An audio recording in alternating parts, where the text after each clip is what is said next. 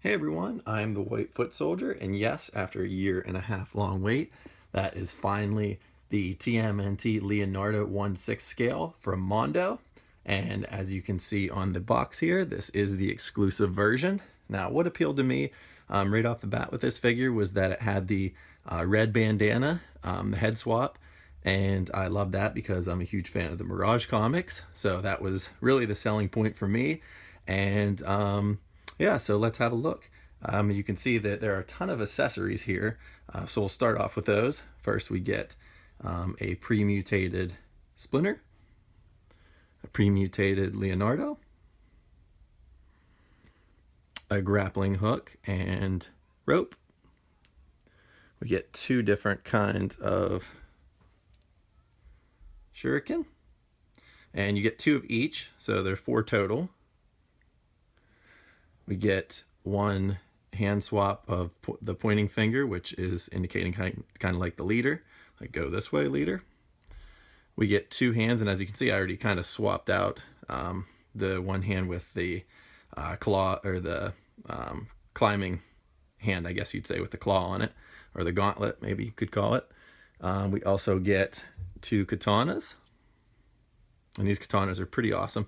They're plastic. They're pretty solid, but they are plastic. They look like they could be metal, but they are indeed made of plastic. We get the head swap. Now, immediately, it came with the blue head on it, but immediately I threw the red bandana head on it just because I love the Mirage look, like I said. But this is still really neat looking. Kind of a darker blue bandana, still kind of a rugged look. And we also get an Utron blaster. Now this piece here, it's pretty solid. It's fairly heavy. It's plastic as well. A little bit of a rubbery plastic on this part. And finally, since this is the exclusive version, it came with Shredder's Gauntlet from Mirage TMNT issue number 1. So of course I had to get the exclusive because that's how I am, and I have to have the best of the best, I suppose. So here is that piece.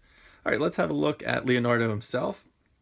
As I mentioned, we have the head swap there, and the head was very hard to come off for some reason. I don't know why. If I looked online to see if other people had the same issue, and they have. Basically, you can use a hair dryer or some boiling water.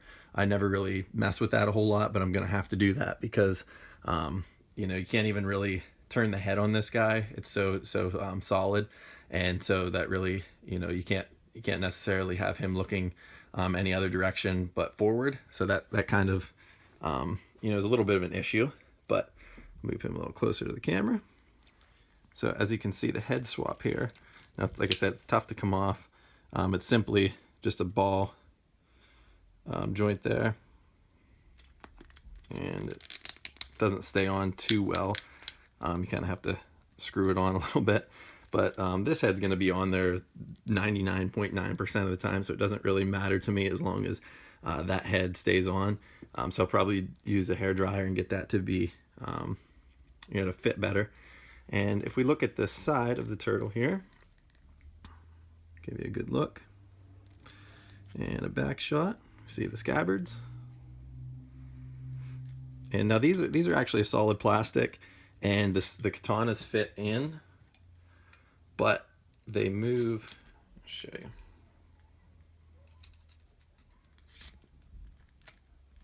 They actually move. You can move one up and one down, and then that way they can actually fit in there nicely. So, and the belt is kind of made of like a harder plastic, a little bit rubbery material, and the shell you can see is kind of a little bit of a blue with some black in there. And if we turn him around the front, you can see the articulation here. Just run through everything. We get a ball joint shoulder, get some movement up there in the elbow, and the wrist, of course. And as I mentioned, the head's kind of an issue as far as the articulation. Moving down, we get a ball joint. There's actually a ball joint up underneath there. It doesn't move the best, and the leg's a little bit loose. Kind of a little bit disappointing in that aspect. Hopefully it won't affect too much. This guy poses pretty well, though. He's sturdy because it's pretty heavy. The plastic itself is a little bit cheaper than what I anticipated. Um, it looks great, but whenever you touch it, it's a little bit cheaper. Um, so that's a little bit of a complaint, I suppose. The green is good as far as the skin goes on the turtle. A little bit of black mixed in. Moving down the articulation again, we get a lot of movement in the leg and knee area. You can see there's several joints in the back there. The knee pad wraps the whole way around. We get some movement in the foot. So we can kind of have him turn his foot around there. We get the tail, which I like that the tail was included in this because that's how they appeared in the Mirage comics. So the plaster on the front's really good. It's kind of a rubber plastic material, and I'd say actually not plastic, more rubber. And it's pretty dinged up. We got a good coloration. One of the other issues that I found with this guy is if you look at the elbow pad, it actually doesn't wrap around the whole way because of the joint there, and it kind of looks weird. I don't really particularly care for the appearance of that. It almost looks like it just ends, so I don't know how, it's just kind of hanging on there. So that's kind of strange in a way. And let's go on to the hand swaps now. So we take off, they simply just pop off, just like similar to NECA. I'll just show you up close. And we get the movement there with the piece that goes in. And if we pop on, let me see, the C-grip hand. Pull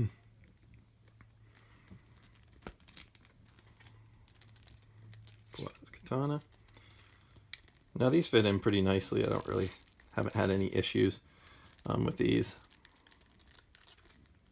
Like I said, the joints are a little bit loose, like the legs, and especially the arms are pretty good. The legs are a little bit of an issue. So just kind of set him there. And katana fits nicely in there, so you can have him pose pretty much however you want. I'm still working on some different poses with him. I haven't really messed a whole lot because it's been a busy week. Just finally now getting to him, so I'm sure that I'll have more time on my hands.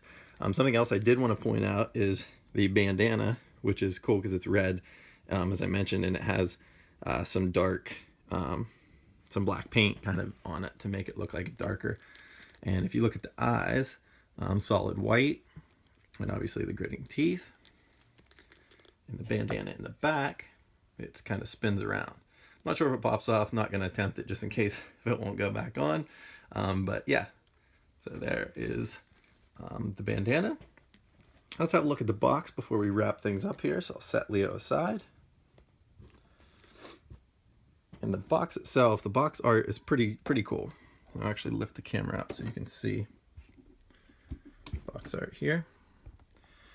And as I mentioned, we get the exclusive sticker on the side, and we get Leonardo 1/6 scale collectible figure in the front. Turn it on the side, get the MONDO logo along with Nickelodeon. Same deal in there. Flip around, we get some really cool artwork by J. Edmiston. Now at first I didn't really care for the box art, but after having it at hand, it's pretty cool. We get the little window here. Open it up, it's got some Velcro on it. Actually move that. And you can see the artwork by Joe Allard, and that's concept art there. So pretty cool stuff. Joe did a lot of stuff for Loyal Subjects Turtles. I'm a big fan of his work, so very cool. And this box is neat and all, but this figure is pretty cool, and it won't be keeping it in the box for. Actually, it made it not enter the box again. So that's Leonardo 1/6 scale. Now, kind of to wrap things up here, I can't even remember the exact cost of what this was. 160, what was it? 165, I think, for the regular figure, and an extra 10 or 15 for the exclusive. This figure, as far as if it's worth that much, I think that it's worth more around the $100 mark. Just simply the little complaints that I had, with the plastic not being kind of top of the line. I mean, if I'm going to spend almost $200, it should be should be near flawless on a toy collectible. Don't get me wrong, this thing's awesome, and I can't wait to get the other 3 turtles and the Mousers. I already have them on pre-order. But overall, like I said, I would probably place this guy in the price range of maybe 1 to 120, due to some little complaints. Like I said, there's just little issues that kind of bother me. But you know, Mondo's first attempt at the turtles is good still. I don't, you know, I'm not like dogging them by any means. I think that this still is an awesome figure, and I would recommend it. But you know, if you're looking for something a little more high end and spending that much money, you know, I'll leave that up to you. But there are some little complaints, but obviously the Mirage red headband drew me in, and it still looks awesome. And it's a collectible, so it's supposed to be posed, not played with. So I suppose that some of my complaints may not be warranted. But I just wanted to give you guys a quick little review here, and I hope you enjoyed it. Thanks for watching, and be sure to check out my Instagram page, the White Foot Soldier. I will be posting some pictures of this guy, maybe some comparison shots with some other figures. So thanks again.